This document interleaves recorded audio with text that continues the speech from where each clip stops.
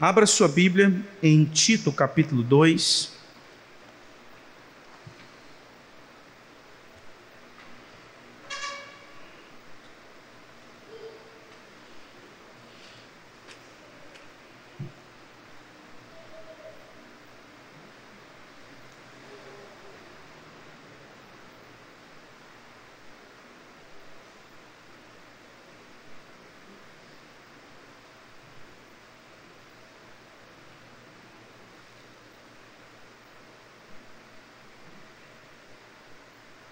Tito, capítulo 2, os versículos 11 a 15.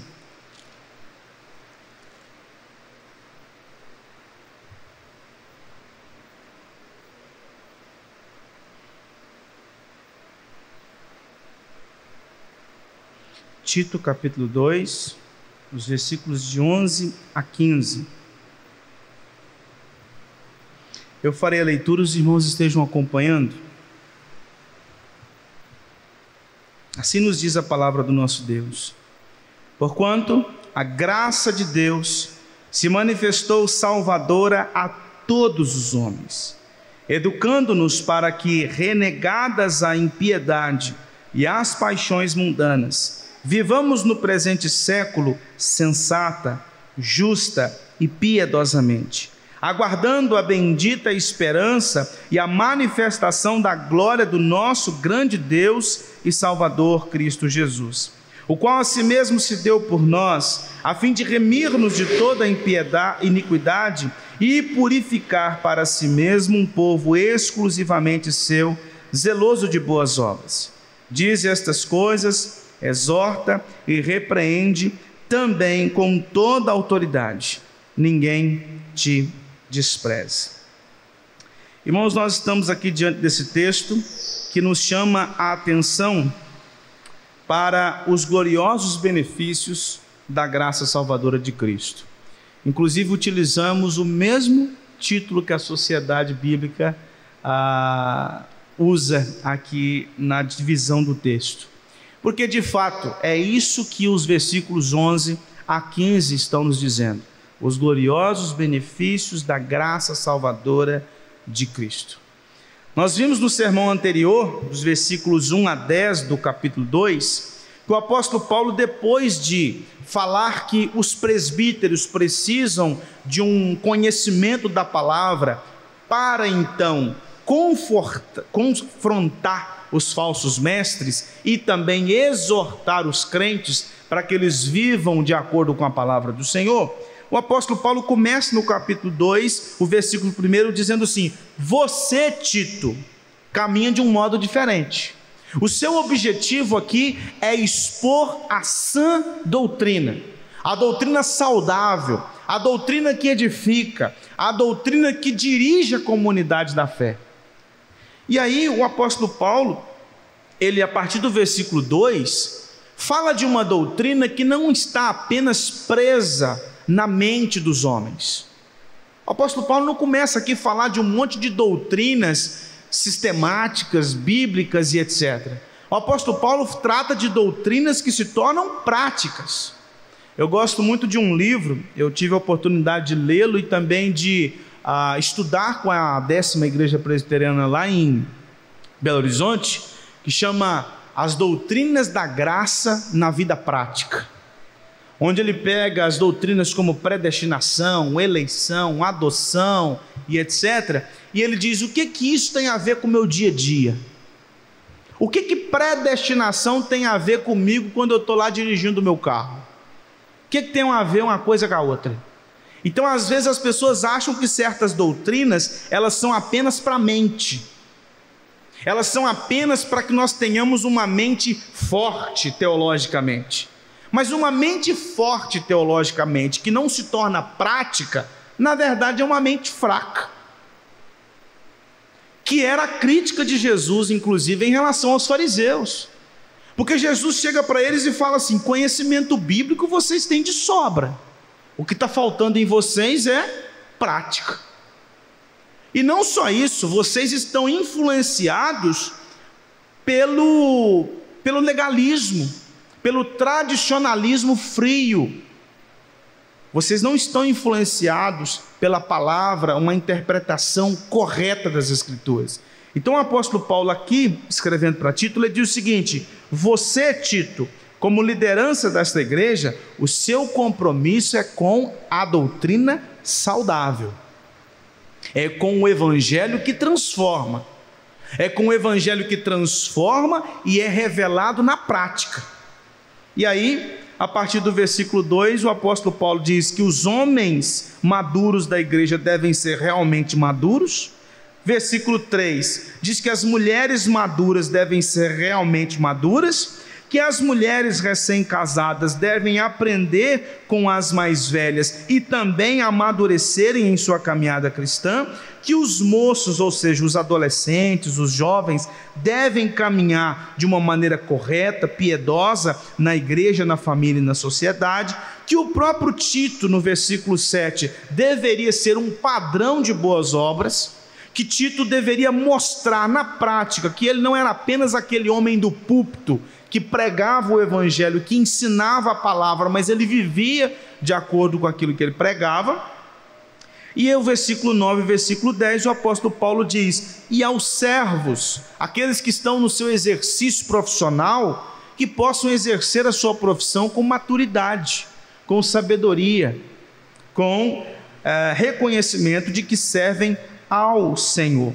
Porque quando esses homens são maduros, essas mulheres são maduras, esses jovens e adolescentes são maduros, há uma liderança madura na igreja, e a igreja, na sua profissão secular, exerce a sua profissão com alegria, com devoção, com serviço real, então nós glorificamos o nome do nosso Deus. E aí, quando chega nos versículos 11 a 15, o apóstolo Paulo começa dizendo: porquanto a graça de Deus se manifestou salvadora a todos os homens.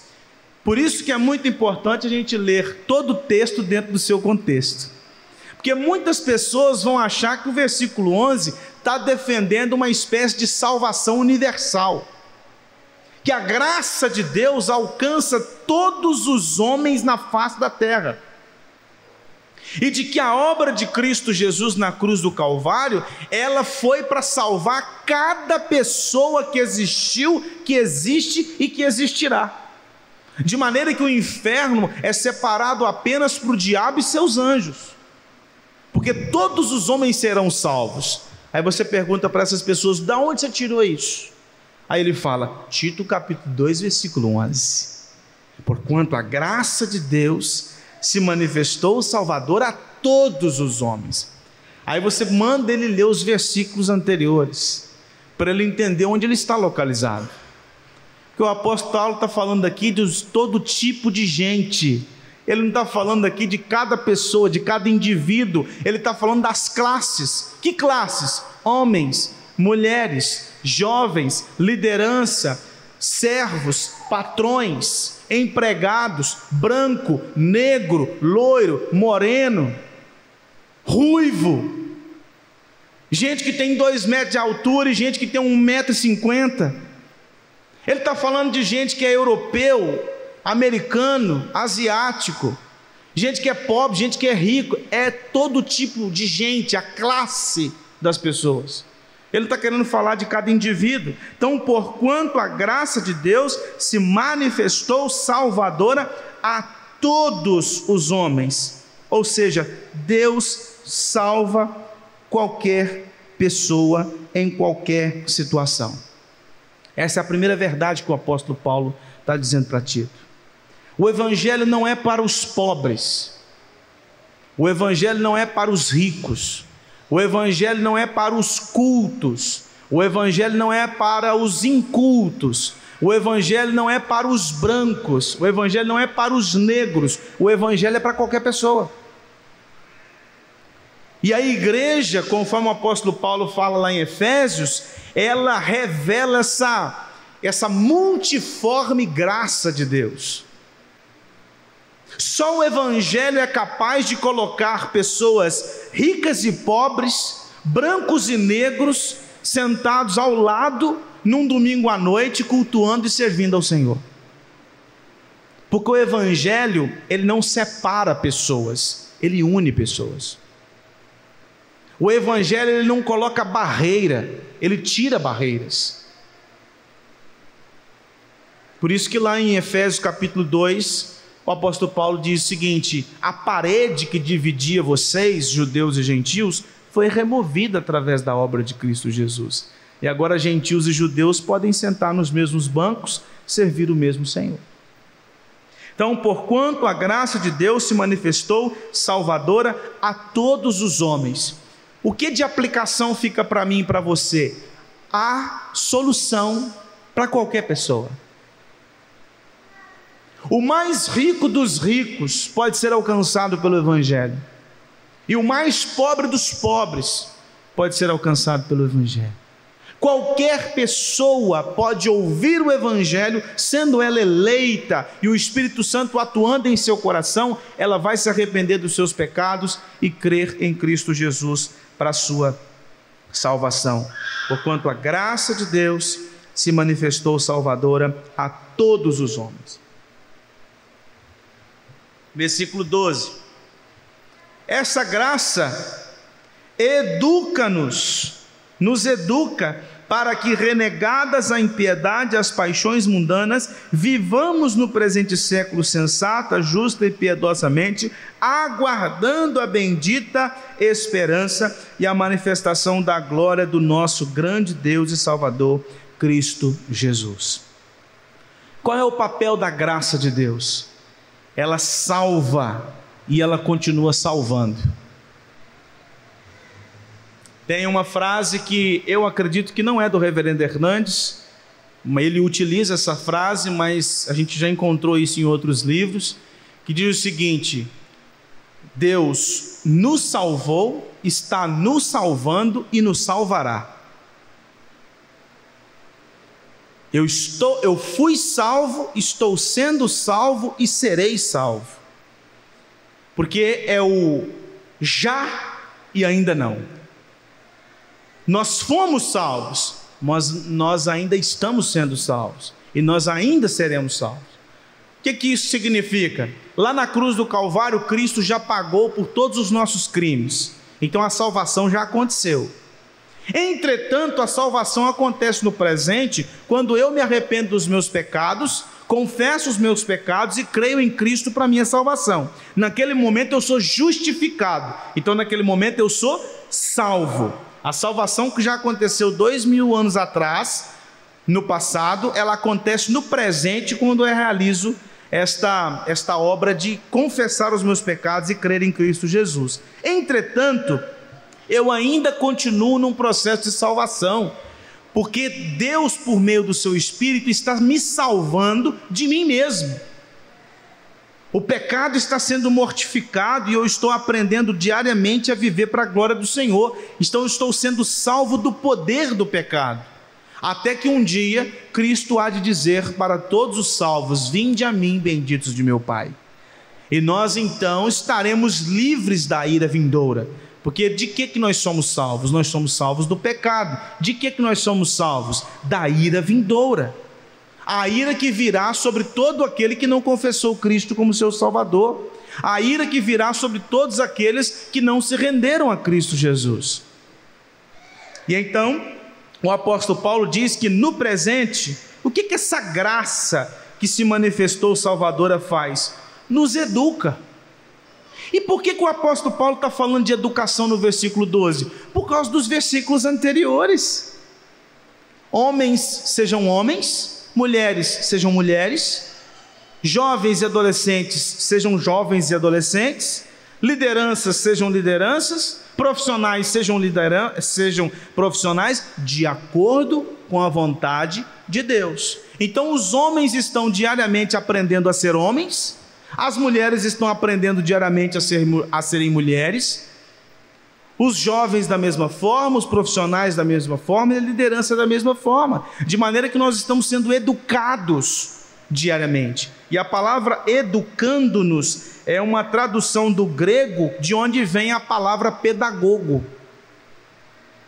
Então aqui nós temos a pedagogia da graça. A graça que nos arrancou daquele império das trevas, agora está nos ensinando. É como se a graça fosse um professor. Ela foi lá e nos arrancou, e agora ela está do nosso lado dizendo: olha, não é assim que crente faz, não. Né? Não tem quando a gente vai para a escola. Hoje a gente estava ali embaixo falando que antigamente tinha ditado nas escolas, né? De como que as crianças hoje não sabem escrever mais, né? E aí a Graça dizendo: olha, você não é VC não, viu?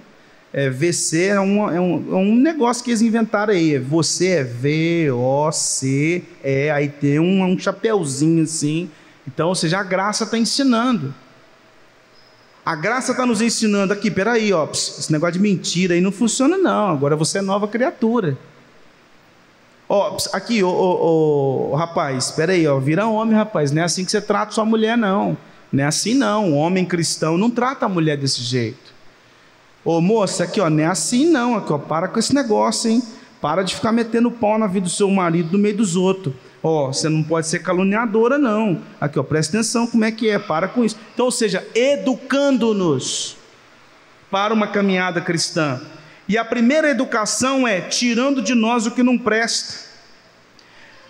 Renegadas a impiedade e as paixões mundanas. Então a graça de Deus, ela vai mortificando os pecados em nós. Ela vai arrancando de nós aquilo que não presta. A graça de Deus vai mostrando para mim e para você que não tem lugar para o pecado numa caminhada cristã. Que o pecado tem que ser alvo do nosso nojo, do nosso repúdio, da nossa insatisfação. É o que os puritanos falavam da necessidade de nós mortificarmos o pecado todos os dias. É matar o velho homem todos os dias. É matar as nossas inclinações. Ele fala aqui, ó, impiedades e paixões mundanas. Nós lemos aqui na liturgia, Efésios capítulo 2, que fala que quando nós estávamos mortos em nossos delitos e pecados, nós andávamos segundo a nossa inclinação, a nossa carne, fazíamos a vontade da carne e dos pensamentos. E agora a graça que nos arrancou do império das trevas e nos trouxe para o reino de Cristo, é a graça que está dizendo: olha, esse tipo de vida que você vivia antes, não funciona mais agora. Agora você é uma nova criatura. Não há mais lugar para a imoralidade, para a perversão, para o pecado, para a mentira, para a angústia, para a amargura, para a falta de relacionamentos. Não há mais lugar para inclinações maldosas e perversas. Essa é a primeira atitude que a graça realiza na vida dos crentes. Mas também ela nos educa para viver do jeito certo. Vivamos no presente século sensata, justa e piedosamente. Esta é a grande beleza do Evangelho. O Evangelho, ele não só nos diz o que nós não podemos fazer, ele nos diz o que nós devemos fazer no lugar. A Bíblia não diz assim, ó, para de mentir. Ela fala, para de mentir e diga a verdade. Então ela apresenta o que está errado e mostra o que está certo. É isso que o Evangelho faz.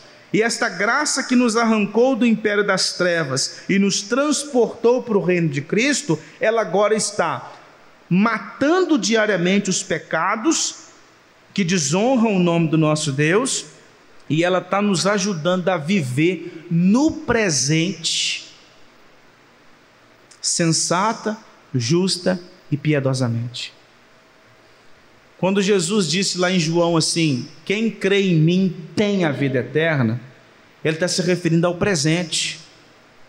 Aquele que crê em Cristo Jesus, ele passa a ter vida eterna no momento em que ele acredita em Cristo Jesus. Ele é justificado e naquela hora ele já tem vida eterna. Então o que o apóstolo Paulo está dizendo aqui é, viva como este que agora tem vida eterna. E vida eterna nas Escrituras significa comunhão eterna com o Criador. Essa comunhão que você você tem agora, pela fé em Cristo Jesus, você obterá essa comunhão plenamente no retorno de Cristo, mas você já usufrui dela agora. E como que você usufrui dessa comunhão? Vivendo do jeito de Deus, sensata, justa e piedosamente, amando a justiça. Hoje pela manhã nós lemos o Salmo 19, que fala que a lei do Senhor é perfeita, ela restaura a alma, o testemunho do Senhor é fiel, dá sabedoria aos simples, que a lei é saborosa. Para o cristão, a lei de Deus não é um peso. Muitas pessoas falam assim: poxa, mas esse negócio de para disso e faz aquilo, não pode isso, mas tem que fazer desse outro jeito. Quando fala de mandamento de Deus, as pessoas automaticamente já pensam em Antigo Testamento, aí já vem com aquela resposta, né? Nós temos que parar com esse negócio de lei, porque agora nós vivemos no tempo da graça. Tira o texto do seu contexto e se esquece que para viver para a glória do Senhor, a gente tem que viver respeitando os mandamentos dele, porque os mandamentos do Senhor revelam o caráter do Senhor. Então é viver hoje de modo sensato, justo, piedoso, fazendo aquilo que glorifica o nome do Senhor, rendendo honra, glória e louvor ao Senhor. Aí o versículo 13 diz: aguardando a bendita esperança e a manifestação da glória do nosso grande Deus e Salvador Cristo Jesus. Então esta graça nos faz olhar para o passado, educando-nos para que, renegadas a impiedade e as paixões mundanas, e a gente pode olhar para o versículo 14, o qual a si mesmo se deu por nós, a fim de remir-nos de toda iniquidade e purificar para si mesmo um povo exclusivamente seu, zeloso de boas obras. Então, olha para trás. A graça de Deus nos faz olhar para trás e olhar para o sacrifício de Cristo. Olha o que Cristo fez por você. Olha a obra redentora. Mas também essa graça nos ensina a viver no presente. Viva hoje renunciando o passado pecaminoso que você tinha e vivendo de um modo justo, sensato e piedoso, honrando ao Senhor, obedecendo os mandamentos do Senhor, vivendo do jeito do Senhor, mas com os olhos fixos no futuro. Olha para o passado, viva o presente, olhando para frente, olhando para o futuro, aguardando a bendita esperança e a manifestação da glória do nosso grande Deus e Salvador, Cristo Jesus. Porque quando a gente olha para o futuro, a gente está olhando para o futuro de duas formas. Primeiro, aguardando o retorno do nosso Mestre. A gente está vivendo aqui agora, está difícil, está complicado, mas a gente sabe que um dia tudo isso vai acabar e Cristo voltará e nós estaremos com Ele pelos séculos dos séculos. Mas também nós olhamos para o futuro, nos lembrando que lá no futuro nós seremos glorificados. Isso significa que esse pecado que a gente tanto luta com ele agora, a gente não vai mais precisar lutar lá. Essa luta de mortificar o pecado e viver de modo justo vai acabar, porque nós seremos glorificados conforme 1 Coríntios capítulo 15, nós seremos como Cristo é, nós teremos a beleza de Cristo, a santidade de Cristo, a justiça de Cristo de modo pleno. Lá na eternidade não haverá mais possibilidade de cometermos qualquer tipo de pecado. Então não vai ser necessário mais renegar as paixões e a impiedade, porque agora a gente só vive de modo justo, sensato e piedoso. Mas por causa do quê? Do que aconteceu lá atrás. A obra redentora, Cristo viveu por nós, Cristo morreu por nós, Cristo ressuscitou por nós, Cristo está à destra de Deus Pai por nós, intercedendo por nós, e Ele voltará. e por isso que nós aguardamos a bendita esperança e a manifestação da glória do nosso grande Deus e Salvador, Cristo Jesus. Finalzinho do versículo 14 diz assim: porque Ele nos salvou para ter um povo exclusivamente seu, por enquanto aqui, um povo que é dele. A igreja é propriedade de Deus em Cristo. A igreja não é minha, a igreja não é da Igreja Presbiteriana do Brasil, a igreja não é de nenhuma liderança, a igreja não é sua, a igreja é de Cristo Jesus. E se ela é de Cristo, ela vive do jeito de Cristo. Ela foi formada, ela foi redimida, ela está em união com Cristo para a glória de Cristo, e não para a minha satisfação, nem a sua satisfação. E por isso que o finalzinho do versículo 14 diz: um povo zeloso de boas obras. Quais são as boas obras? Não se limita, eu já falei isso aqui na escola dominical, que não se limita a dar comida para quem tem fome, nem vestimenta para quem está passando frio. Isso faz parte das boas obras. Mas boas obras aqui é tão somente renegar a impiedade e as paixões mundanas e viver de modo sensato, justo e piedoso. Isso é as boas obras. Boas obras é viver do jeito de Deus, fazer o que Deus ordena. O mesmo Deus que exige que nós devemos socorrer os necessitados é o Deus que exige que nós não podemos mentir. O mesmo Deus que exige que nós devemos dar vestimenta para aquele que está passando frio é o Deus que diz que nós não devemos adulterar. O mesmo Deus que diz que nós temos que visitar, socorrer os órfãos e as viúvas, é o mesmo Deus que diz que nós não podemos caluniar e nem difamar. O mesmo Deus que diz que nós devemos visitar os enfermos, os encarcerados, é o mesmo Deus que diz que nós não devemos ser desonestos. Então, fazer isto não exime de fazer aquilo. Isto faz parte do pacote chamado boas obras. Viver do jeito de Deus. E esse povo vai viver de modo perfeito, completo, íntegro as boas obras de Deus quando Cristo se manifestar. Quando Cristo se manifestar, nós faremos tão somente a vontade do Senhor, sem nos inclinarmos para o pecado. Agora no versículo 15,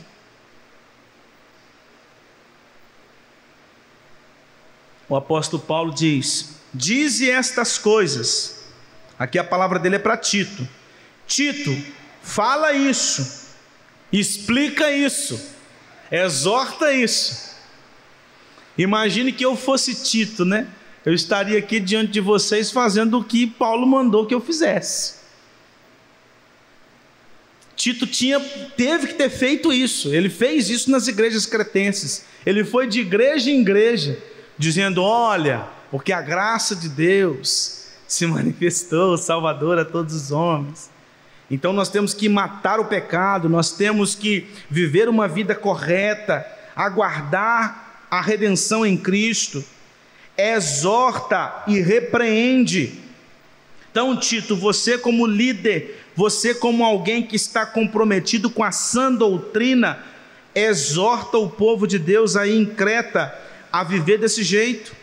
Exorta e repreende os crentes da igreja de Creta a renegar a impiedade e as paixões humanas. Exorta e repreende esse povo a viver sensata, justa e piedosamente. Exorta e repreende esse povo a aguardar a bendita esperança e manifestação de Cristo. Exorta e repreende os homens da igreja, as mulheres da igreja, os jovens da igreja, os moços da igreja, os servos, os senhores, a todos aqueles que pertencem à comunidade da fé. Exorta e repreende também com toda autoridade. Você é autoridade no meio deles. Por isso que ele disse: ninguém te despreze. E por que Paulo fala ninguém te despreze? O primeiro que eu vou responder aqui é o talvez. Talvez seja que Tito fosse um pastor jovem, como Timóteo era. Ninguém despreze a tua mocidade, foi a palavra de Paulo para Timóteo. Talvez seja por isso. Mas Paulo não colocou um rapaz recém-convertido para fazer isso. Ele discipulou Tito. Até porque Paulo é contra líderes neófitos. Ele escreveu isso em 1 Timóteo capítulo 3, que os presbíteros e os diáconos da igreja não podem ser neófitos. Então ele jamais colocaria um neófito para pastorear as igrejas em Creta, para fazer um trabalho desse de organização e fundamentação daquelas igrejas. Então era alguém que, apesar da juventude, já tinha uma maturidade cristã. Então a primeira palavra de Paulo talvez seja o seguinte: ninguém te despreze porque você tem cara de novinho. Ninguém te despreze porque as pessoas podem olhar para você e falar assim: esse menino nasceu ontem, está querendo ensinar um velho de guerra como eu, 60 anos de idade, 50 anos de idade. Quem é esse menino para dizer como que eu tenho que ser homem? Quem me ensinou a ser homem foi meu pai, não é esse menino aí, que nem saiu das fraldas ainda. Quem tem que me ensinar a ser mulher não é esse rapazinho aí não. Então talvez Paulo estivesse se referindo a uma imaturidade física, vamos colocar assim, a juventude de Tito. Mas em primeiro lugar, e aqui já não é mais o talvez, mas é como certeza, Tito está dizendo: ninguém te despreze, porque é muito comum na comunidade da fé o desprezo com a liderança. Eu gostaria que você fosse para Hebreus.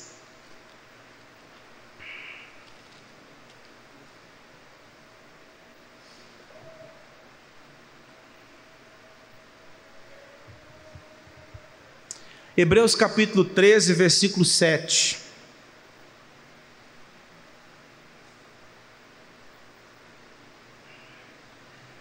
Hebreus capítulo 13, versículo 7 diz assim: lembrai-vos dos vossos guias, os quais vos pregaram a palavra de Deus, e considerando atentamente o fim da sua vida, imitai a fé que tiveram.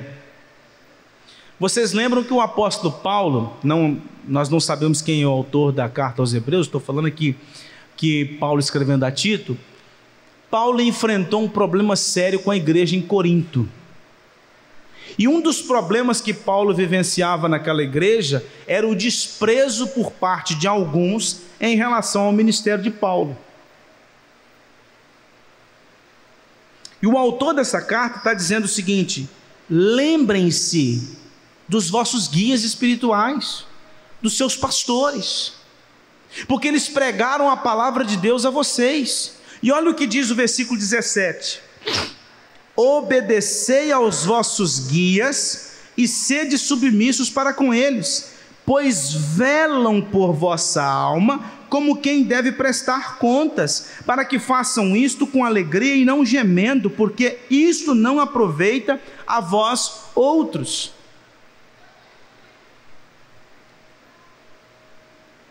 Irmãos, o que Paulo está dizendo para Tito é o seguinte: ninguém despreze este ensino que vem através de você, porque talvez os homens da igreja poderiam desprezar, talvez as mulheres da igreja poderiam desprezar, os jovens da igreja poderiam desprezar, os profissionais da igreja poderiam desprezar. E por isso que a palavra de Paulo a Tito é: ninguém te despreze.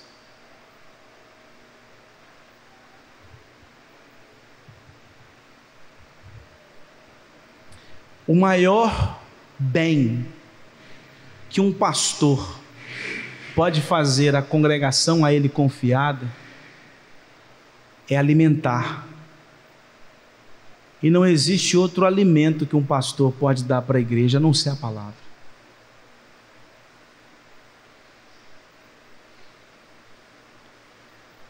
Os pastores poderiam chegar aqui e falar qualquer coisa.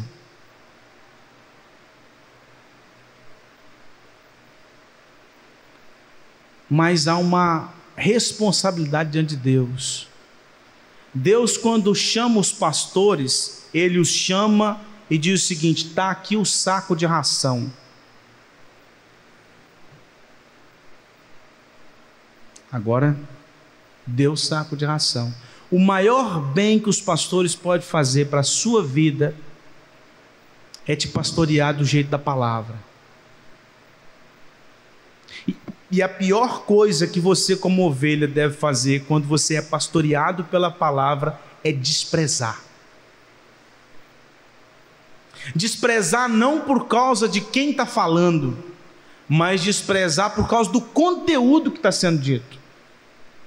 Desprezar a palavra de Timóteo, de Tito melhor, não era desprezar Timóteo, Tito, era desprezar a palavra de Deus. Vocês lembram daquela cena onde Samuel estava chateado?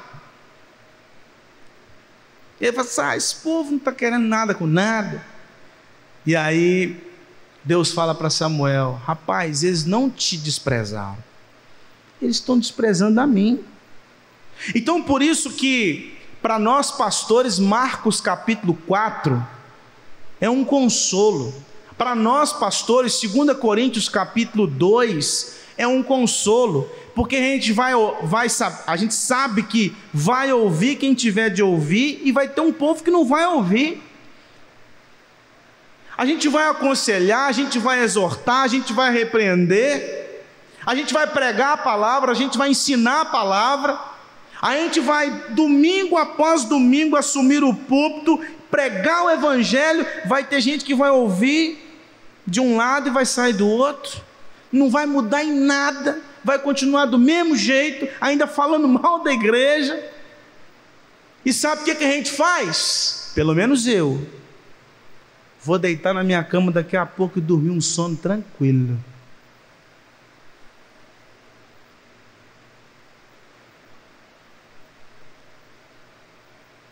A gente estava na reunião do presbitério essa semana e tinha particularmente ali 2 assuntos bem complexos. Um inclusive onde foi um documento da minha parte inclusive. E aí Débora falava comigo assim, eu ia lá para poder buscar os meninos, ela falava assim: você vai conseguir dormir hoje? Eu falei assim: olha lá se eu não dormir no trânsito, ora para não acontecer isso, porque senão eu bato o carro. Mas dormir, isso não me tira o sono não, velho. Se tem um trem que não me tira sono é a igreja, porque a minha responsabilidade é fazer a minha parte. O povo não vem, o povo não está ouvindo, o povo não está atendendo, isso aí não é problema meu não. Eu estou pregando, eu estou ensinando, eu estou falando, estou. Então o problema é de quem está ouvindo e eu olhando para um lado e saindo para o outro. Então o que Paulo está dizendo para Tito é: ninguém te despreze. Olha o ensino que você está trazendo para a congregação. Então ela precisa ouvir esse ensino, absorver esse ensino e viver de acordo com esse ensino. Então, irmãos, para concluir, só o resumo para nós. Nós que fomos arrancados do império das trevas, nós devemos diariamente, pela graça de Deus trabalhada em nós, matar o velho homem, renunciar, repudiar o pecado. Enquanto isso, viver do jeito de Deus, para a glória de Deus, com os olhos para o futuro, descansando na nossa glorificação em Cristo e jamais desprezando o ensino da palavra, porque é através da palavra que nós crescemos na graça e no conhecimento do nosso Deus.